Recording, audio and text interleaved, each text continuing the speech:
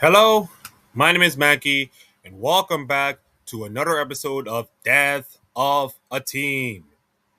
In case many people do not know what this episode or this show is about, we are going to talk about the teams that have been extinct in the League of Legends specs, and we'll be talking about them in more League of Legends details about what they did in the Rift, all the economical situations. No drama, no nothing. It's just talking about the team, how they perform, and when they died. And then I'll analyze what is the cause of death and how do I assess my team. The last episode I did was the Lost of the Tortoise episode, which was a long time ago. Since that episode came out, the former Lost of the Tortoise members decided to rebrand themselves as Witchcraft and try to compete for an opportunity to go to EWC, which sadly failed miserably. I've say got beaten not once but twice by G2 Nord, an American playing in there named Toasty. So yeah, turns out the Witchcraft project died before even got even the leg up. So I don't even need to do like a death of a team there. It was pretty much like trying to get the big money and failed. So it is what it is. We're all desperate here these days. So we're not gonna talk about Lost of the Tonus. We already done that.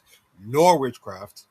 That's probably gonna be, you know, let's be honest. I did Witchcraft is never going to be like Lost of the Tonus in any capacity. Lost of the Tonus just take this whole thing to a stratosphere and replacing that will be like sacrilege. So I don't think we're gonna touch that with a 10-foot pole. Today we'll be going to LCK again and talking about the mighty, small, but sadness of a organization called Jin Air Green Wings. Now, now, you know what you're thinking, Akeem. But did somebody actually talk about Jin Air Green Waves history and all that kind of stuff? Yes, they did. This, of course, is GBay99. He did two videos, of course. One on his main channel, the other on his backup channel, of course. And he talking about the weirdest esports team, of course. He did it in an hour, of course, talking about all the things from the ownership to the whole team to the the weirdness of it all, the long games, the craziness, all that kind of stuff. So GBay99 put a really long but really descriptive way to put it in it. Now, I'm not going to steal any of his ideas, of course. I'm more inspired of this thing. So, this video is the reason why I decided to do this episode. And also, I feel like I haven't done uh, Death of a Team in a long time. So, there's that. We're going to be talking in depth about the sad planes era of the Jin Air Green Waves. And Green Wings. God, man. The Green A. Jin Air Green Wings. Thank you. Or we call it Jag. Let's call it Jag. We'll be talking about Jag in the League of Legends stance and just break it down in more like how they did in the Rift and all the kind of stuff. We're not gonna go to like that hour thing that GB99 did that. So where we begin. So the Jin Air Green Wave story winging story does not start in 2013. It started in 2011 when a StarCraft team, I should put the StarCraft in S, capital S, that they call themselves the 8th team. Now, that team run for the last 2 years without any sponsorships until the South Korean budget airline of Jin Air decided to come in, swooped in, and become their own sponsor. Now, the entire org is run by probably like the most weirdest of persons to ever take over the org is Emily Cho. Now, I think from the GBay99 video that he did, that Emily Cho came from a family that is, how do I say this? Cray cray. Like, absolutely cray cray in this sense. Like, there was an incident, I think, that one of the family members, I think her mom, was so pissed off for a bag of peanuts. Like, I swear, that's not even a made up story. The mother was mad for a bag of peanuts. I swear to God, this should have been like a K drama show on by itself because of it. Now, Ami Cho is like way different from all the craziness from the family is. She is a dead. She gone to high school, decided to invest her time in esports, and also help the StarCraft scene as it trying to recover from the absolute dire of the match fixing scandal, which really cripples the StarCraft scene to a fold, of course. Now, by the way, a little sad note: there's still some StarCraft tournaments, but we still have the occasional GSL sometimes, and the RSLs and the classic ASLs, but never like StarCraft is like the never going to be the high tier as it once was. I mean, StarCraft used to be Korea's national pastime in esports, but as we all seen, the LCK and the League of Legends took over that by a country mile. Now, speaking of League of Legends, on the 10th of third of the of take your time, take your freaking time, I keep.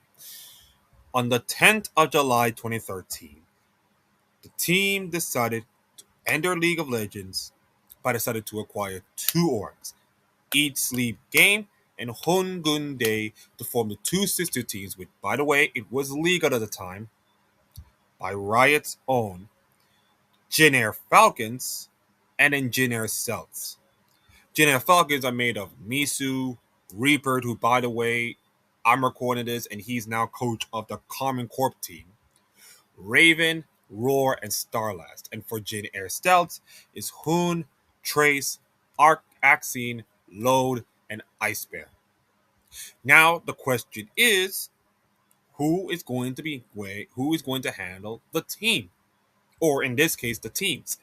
Enter former high rank kickboxer H Dragon. Yes, yes, a former kickboxer is coaching two League of Legends teams and a StarCraft team. I swear to God, this is chaos. And even for he knows this is pretty much chaos. Now, the sad part about it is that neither of these teams are ever good enough to even reach Worlds. So it is what it is, of course.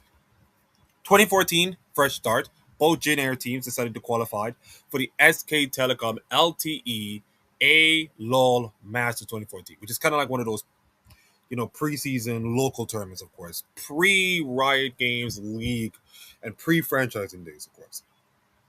So they were in the competition with their host SK Telecom T1, Samsung Galaxy, Nanjing EM Fire, KT Rolls, an Incredible Miracle, and CJ Antis. Fortunately, they went 6 and 12, finished sixth, and unfortunately, Org did not qualify for Worlds. That's sad. Enter 2015, and because of OGN rules and because of KESPA, you know, legality, and of course, they decided that the organization have to merge the Stealths and the Falcons to create the Jin Air Green Waves. And now their lineup is a mixed pot of so many people. You got Trace in the top lane, Chaser in the jungle, Wing also gonna be playing in jungle, GMB is in the mid, Pilot along with Captain Jack and ADC, and then you got Shay, XD, and Sweet as support. My goodness, this is a headache already. This is already a headache for even H Dragon to take care of. By the way, I never even put like the coaches who take care of the teams, but for any coaches who have to deal with all of this, it's just absolutely stressing out. Now, in the first regular season, the LCK 2015 Champion Spring, or the SB New Champion Spring 2015, they finished fourth with the most mid level of competitiveness you ever get. 7-7, 17-5, qualified for the first playoffs to get swept by CJ Anta's 0-3. Okay, with the addition of Kuzan in the summer split, they managed to do more winning. Three more wins, by the way. 10-8 with a 22-20 game record. By the way, 10-8 is the series record, 22-20 is the game record. By the way, LCK is best of threes, so you already know that. Of course, this helps by having four new teams in the 10-team league, but hey, 10 and 8, pretty much a big improvement from last year. And unfortunately, they missed the playoffs by one game. That is absolutely cruel, of course. But because of their incredibleness in spring, finishing fourth in the playoffs, they get to be invited to the regional finals, in which, if all the cards were right, they will have a chance to qualify for Worlds 2015. The good news is they beat non-gym 3-0 and won their first ever best of five in the org's history, which is incredible, of course. But they lost to CJ Entis again in 5 games. Yikes forever. Okay, let's look at 2016. I hope they'll be doing well. So Trace, Captain Jack, GMB, and Chaser, all gone. All gone. It decided that they need to be creative with the rosters, and they decided that rookie Sowan comes in, and then Wings and Kuzan is going to be bringing in the fold, and also Pilot and Shay will be taking care of the squad.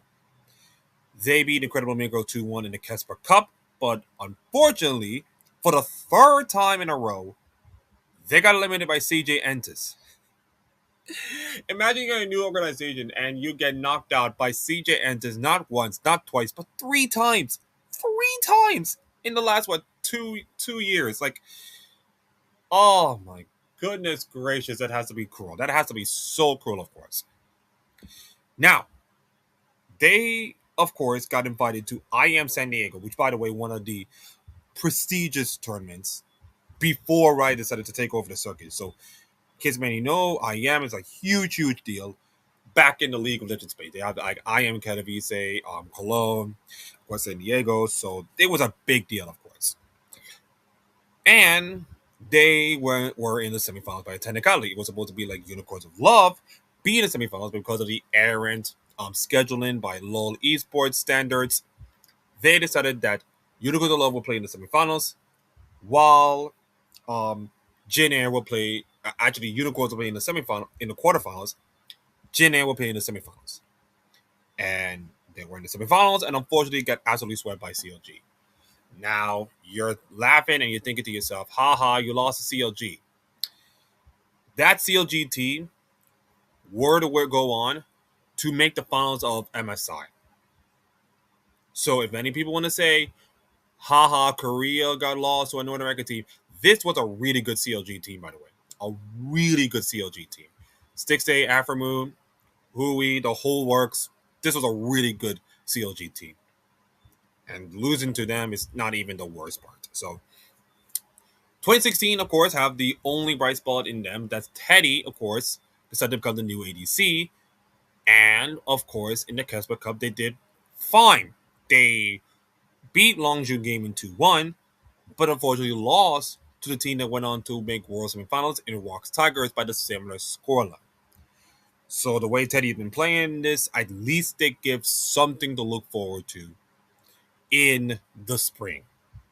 Now, Trace came back to the team, and then they went on the same record as in 2015 summer. Yeah, same 10 and 8 record, and pulled off some incredible victories along the way, including sweeping SKT1. It will not be the last time that we'll say the words they beat SKT1 in this entire conversation. the, the next time you'll feel them, it will be like way more strenuous and way more long. Trust me. They qualified the playoffs of the fourth seed. They beat Afrika Freaks 2-0. And then, of course, SKT1 decided to have some vengeance and just destroy them 3-1 over Jin Air Waves. Went on to win LCK and then went on to beat CLG in that MSI tournament. So there's that. Now, they fell off hard. Like, absolutely hard. 7-11, of course, having a point penalty, of course, for intentional disconnect. And unfortunately, no playoffs. But because of their spring finish again, they get to qualify for regionals. Where, unfortunately, the Freak of Freaks came back from what happened after spring and exact revenge over Jin Air in a 5 game series to eliminate them from World's contention.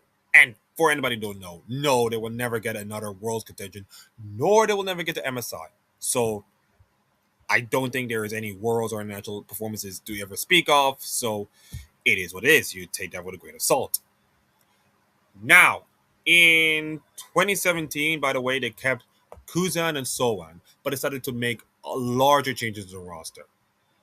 Iksu from the top, and Snowflower from Africa Freaks, the team that they lost to. Umti, yes, y'all know Umti, by the way, from the relegated CJ Entis. And then, of course, Teddy from the Ever 8 winners. I think you already had Teddy, of course, as a ADC from the Kesper Cup, but they got him fully prepared, of course, and they struggled, which is not surprising because this is a brand new team, brand new rookies. The struggle will have to happen. This roster gone 4-14, which is 14-30, and of course they were close to relegation, like this close to relegation. Now let me remember at the time, the LCK have 2 teams at the bottom. If you finish in the top 2 at the bottom 2, you will play in the promotion playoffs, of course, in which the 2 remaining teams in the double elimination will get to qualify for next year's LCK. That was before franchising, before 2021, of course, with the franchising. But they were so close. Of course, they beat Everett Winners and then Kongdu Monsters to, survive the dreaded relegation zone. So summer came along, 2017, and they did better. They did better. Double their win totals, 8-10, uneven 21-21. And unfortunately, that improvement did not yield playoffs because of Freak Freaks of a 10-80 record and a 27-21, and they missed out by 2 whole games.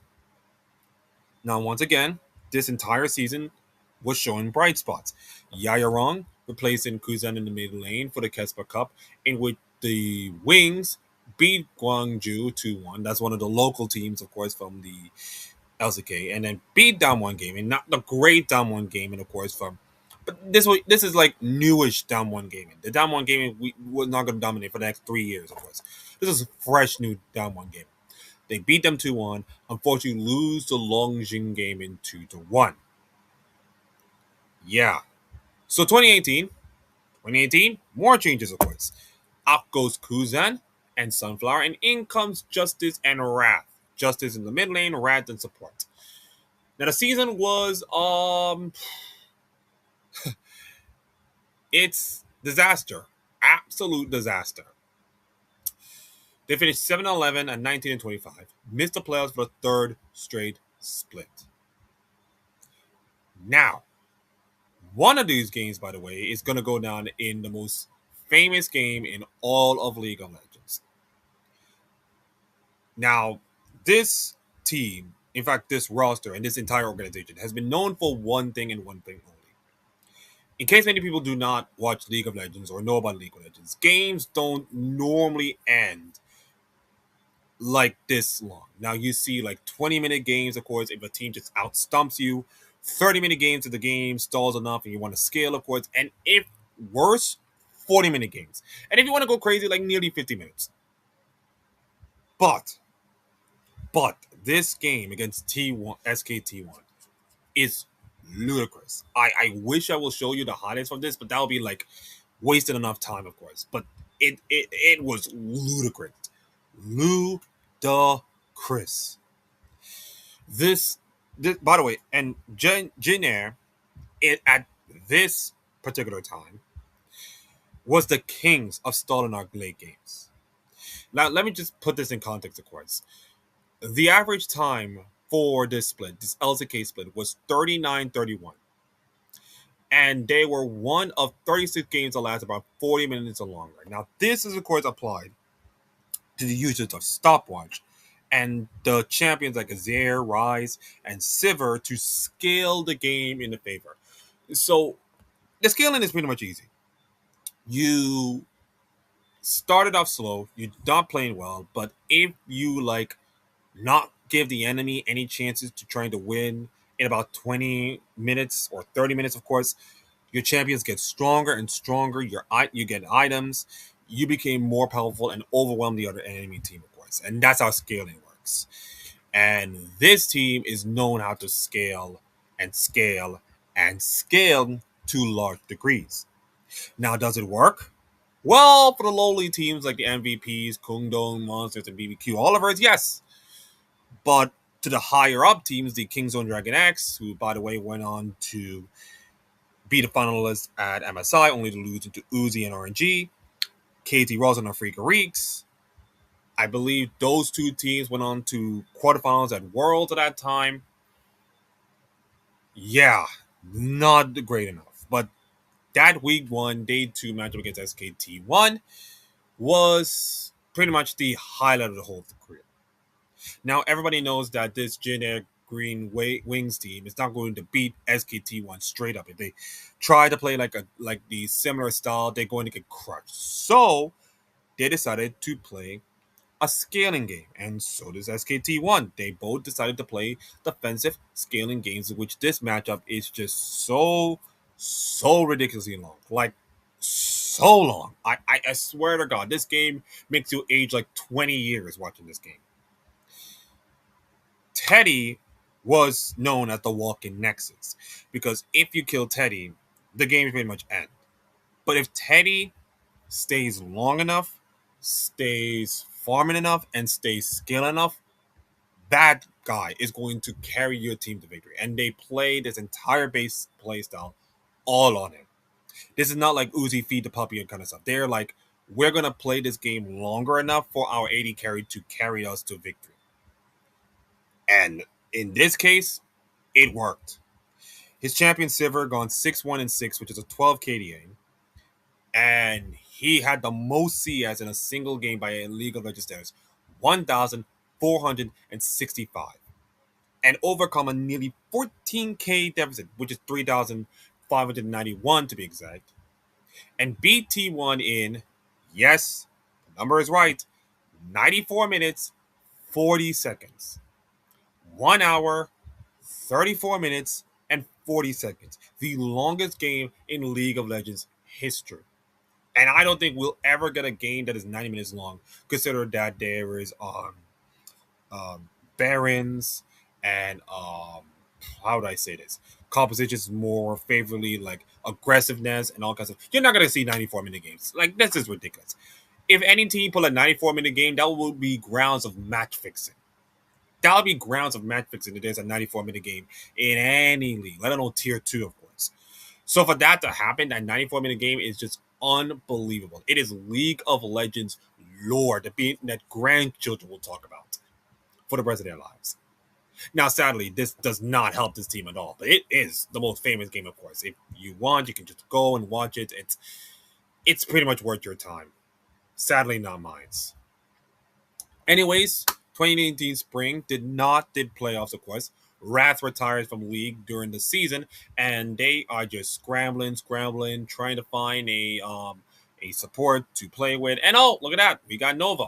Yep, Nova will be playing the support role as well as Kakao, a journeyman jungler who has been being in successful teams, but has been going through a lot with LEC, LCS, and now LCK. So this guy has been through a lot.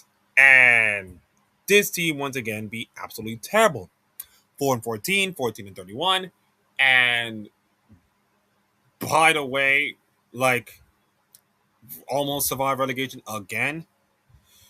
And they will regress to only by 3 games.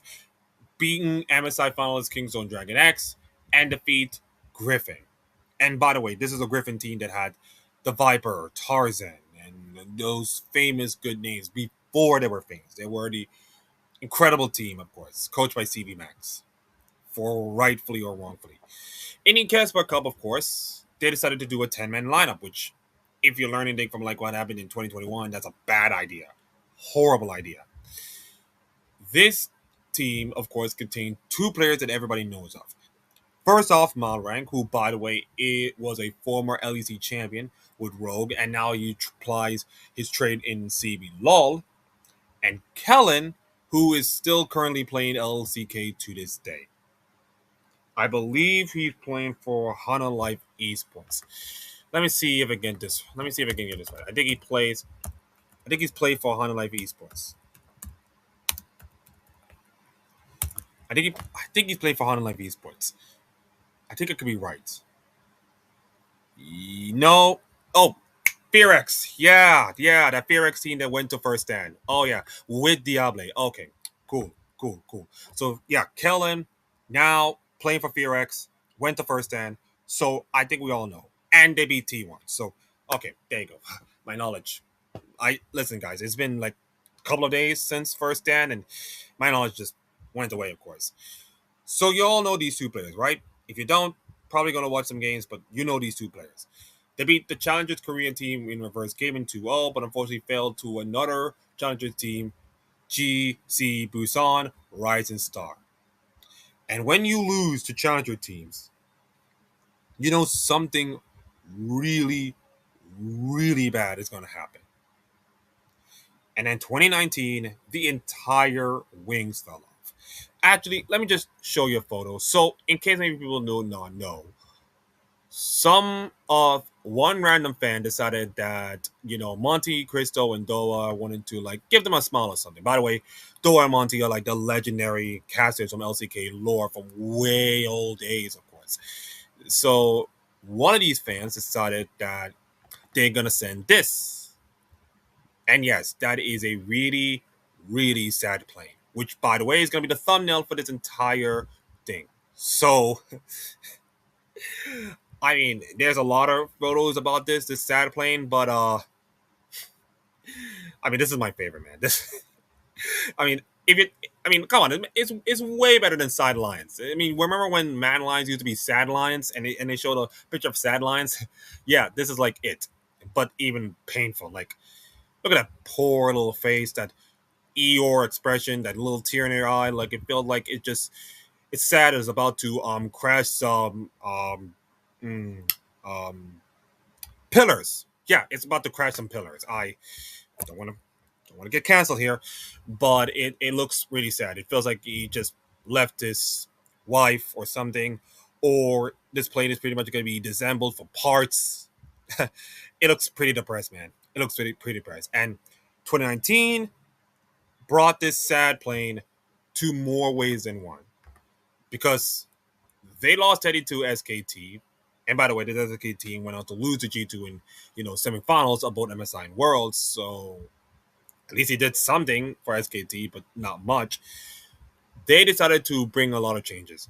Landarang and Tana from top, Malrang and Seas from jungle, Chen Zhou and Grace for mid, Root for bot, and Kellen for support. And unfortunately, this team sucks balls. Lots and lots of balls. 3 games the entire split. 1-17 in spring. They got swept 2-0 16 times. 16 times. By the way, that matches the record for the most 2-0 sweeps a team suffer in the regular season, which at the time it was like the regular season 18 game, but now it's like a different circuit, of course. But the 18 game season was still prestigious at the time. And Kongdu Monsters did it in 2016 spring, by the way. And they only won 3 games. 3 games the entire league. They didn't register a single win until week 2, day 2, which is okay, fine. But cannot even get a series win until week 7 when they beat the Africa Freaks. So they're going to do multiple series in which they go 0-2 so many times. So many times. It was terrible. Absolutely terrible. And no surprise, they finished in the bottom 2 and now into the relegation zone. In fact, they were bottom, of course, into the relegation promotion tournament. Now in the promotion tournament, of course, they beat AES Sharks 2-0, qualified to face off against KT Rosa for the promotion, but lost. And now they have to face that same team, ES Sharks, to even play for LCK Summer, which thank God they did, and they win 3-1. But that is going to be the end of the bad news, or the end of the good news, to say the least. Because the roster changes up and down. Early games being great in some cases, but then late game they got destroyed, and so much losing. Before we get to the horrible season, like Jin Air's last 10-win season, like their last 10-win season was like 2016. They went 10-8 in 2016 spring, but they haven't ever won a record. In fact, they will never get a winning record until after their LCK days. This is wild. This is the most weird, sad, and most depressing team I ever watched. And this 2019 summer was depressing to say the least. They went 0-18. The only team in the league history to do that. They did the opposite Fnatic. 430 and based on best of 3 games, not best of 1. But they went 0-18, 4-36. They beat SKT, which is a world semifinalist, Damwon Gaming, which is a world's quarterfinalist, Genji, which were not yet the great team, and then KT roster. Like, if you don't told me you beat the KT roster, Genji, Damwon, and SKT, you're probably gonna be like in the top 4. But no, those are game wins. Game wins. They haven't even won all series. In fact, they got swept 14 times, which means in this entire year alone, they got swept 30 times. 30 sweeps in the entire LCK year. That is shameful display by an organizational team. Like, listen, they got Kellen and Malrang, which, by the way, nobody expected Kellen and Malrang to do incredible stuff later on. But still, in hindsight, they shouldn't be like not stinking. They're up the joint, like 2 to 3 wins at least, but to not even have a series win, just demoralizing them. Now, you're thinking that will be the end of the flight of the Wings, but no, it get even worse. They swept the team dynamics in the promotion tournament, of course, for LCK. Unfortunately, lost to APK Prince 3-1 and have another opportunity to play in the LCK if they can only beat HLE. Yes, Hanan Life Esports, which no, they are not the team that they are today. They are suckish. Suckish. And all Jin have to do is to beat them, and if they win, consider that a couple of years later, they might get that sweet, sweet franchising fee they can get. Unfortunately, they got swept. And unfortunately for them, Jin Air is now officially going to play Challengers Korea. So, Akeem, you're thinking that's the end of it. Nope. No, no, no, no. That's not the end of the Green Wings, ladies and gentlemen. 4-10 and 13-22 in their debut season in SK Spring. They beat Elab XP 3-0 to get back into summer split. And then the Magic season. The one and only high point of this entire Jin Air Green Waves dynasty. This entire experience. For the first time since 2016, and probably the only time in Jin Air Green Waves' entire organization history, they were good. They went 12-2, 25-10, number 1 seed, and into the playoffs. And are waiting for the finals in the King of the Hill format, by the way, is Awesome Spear, that has a young player named Prince, who I have to say was really good for FlyQuest in 1 year or 1 split, but fell off completely off the face of the earth after that. And I don't know where's Prince right now. So, yeah, the guy was fake, like fall off the complete of the earth. But at the time, he was a really, really incredible ADC. Now, all they have to do is to win against the Spirit, and maybe, just maybe, it will give some doubt onto the LCK brains, and maybe we can put this Jin Air team in. Sadly for them, they did not do anything, and they got swept. So, Akeem, that is the end of Jin Air. Nope. Nope. We're getting closer to it. Now, the following year, after all the COVID and all kinds of stuff, the LCK decided to go into a franchise model. Now, why did Jin Air have to be involved in it? Stay with me. This is important. Now, this is, of course, giving teams stability, which is, by the way, I think whether you like the franchise system or not, like it's way better than all those crazy things that's going on in ye old days of league. So while I don't like while some people don't like the franchise system, it's better than nothing, I guess. It's better than all the chaos we have. So it is what it is. So Riot decided to do it in 3 stages. Review financial, health, and 5-year plan for all the teams that are in the chance to get franchise. Create a short list of the 10 teams that are intended to sign for the fee. And then all 10 teams have to complete negotiations and pay the entry fee of, I know there's like one money, but I decided to translate to US dollars, 8.5 million US dollars for existing teams, or 10.1 USD for newly promoted teams. Now, Jin Air, unbelievably, were one of the 21 teams to be involved in the franchising model. And you think to yourself, okay, they might get selected. They might get all the money. They will create stability for the next 5 years. They will try to make a name for themselves. They're going to brand themselves. And all of a sudden, we will be back, but newer and fresher and all. Wait, what's that? What's that? Oh, Riot wants new blood in the sea. And the decline and the horribleness of their League of Legends and StarCraft teams were not good enough, and their Challenger Summer victory just hurt them. So Jin Air are not going to get franchised. Yeah, that is of course where the Jin Air Green Wings finally touched down and being scrapped for parts for the last time. After 6 years, the sad planes have finally came down to an end.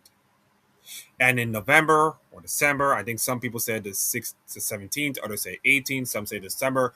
But regardless, at the end of 2020, the whole team decided to disband it altogether.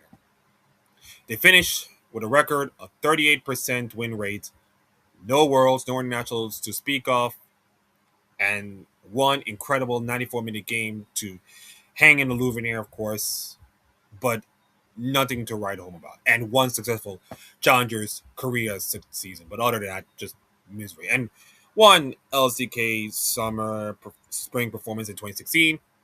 But those are the bright spots. Those are the literal bright spots. This team, by the way, is known for some incredible talent. You got Teddy, you got Kellen, you got Malrang, and all these other talent that went on to have greener pastures. So while this Jin Air Wave team fails, Wings team fails, and like getting higher success and all that kind of stuff, the development, the coaching, and the togetherness is something that I can just hold for the rest of our lives, and I hope the fans will do too. The cause of death is the org's decline and lull and the failure to be in part of the franchising. That's pretty much what killed them. And consider that they only had one winning split, and in fact, two winning splits in the entire history. It just speaks volume to how this organization is just never going to be good enough to compete with the SKT ones and the Gen Gs and the Halaf Esports, who, by the way, got franchised over them. They were never going to succeed in that world. It is what it is.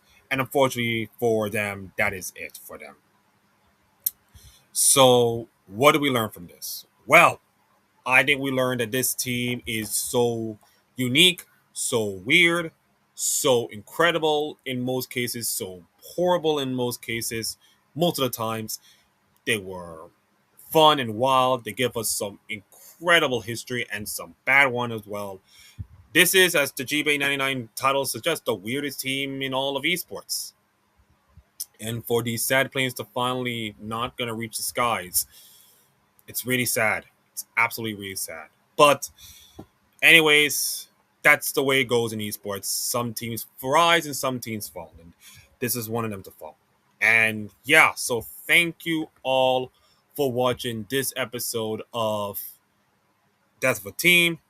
And yes, I am actually looking at Kellen because, of course, he's one of the players, of course, from that Jin Air team, of course, that went 0-18. But now he's flourishing right now with the second best team in all of LCK.